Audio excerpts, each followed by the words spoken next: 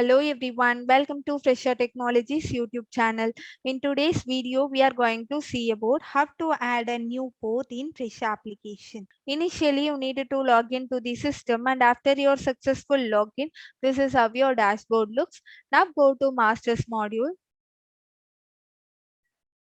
Here we have to choose ports menu.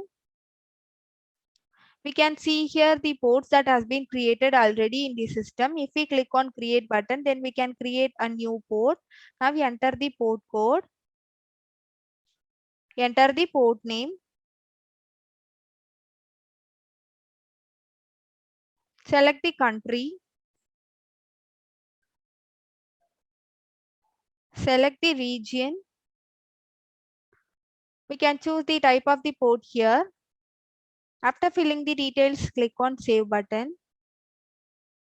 Now the port has been created in the system. If you want to download the report, then click on options. There we can see download button available to download the report. Hope now we got an idea on how to add a new port in Fresa application. Thanks for watching.